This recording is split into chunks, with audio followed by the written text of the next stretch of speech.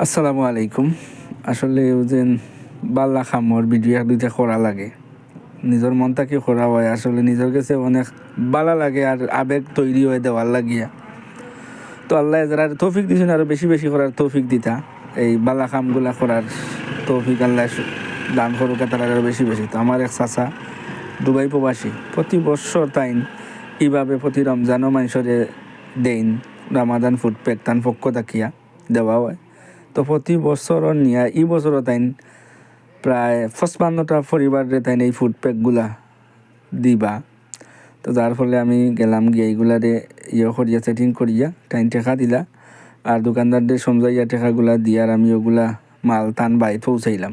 তো পৌঁছানির কারণ হইল কি বাত্তর দিন থাকি মানুষে টান বার থাকি আনবা। তো তাই একবারে দোকানের সব কামগুলা কমপ্লিট করে আনলেইছেন, জাস্ট কিছু টুকনও করাইছেন, ওই টুকনগুলা সব তো আমার হাতে আমি পৌঁছাইছি। তো পৌঁছাইছি ও টুকনের মানুষ কালকে আইবা আইয়া টান বার্তাই গিয়ে ওগুলো আনবা। তো আসলে টান এগুলো হইলো কি সুরে দেখানোর উদ্দেশ্য নাই, আসলে আমি করছি ভিডিওটা আমার ভালো লাগছে, আসলে ও যে মানুষের দেরা খুব ভালো লাগে। আল্লাহ তানে উত্তম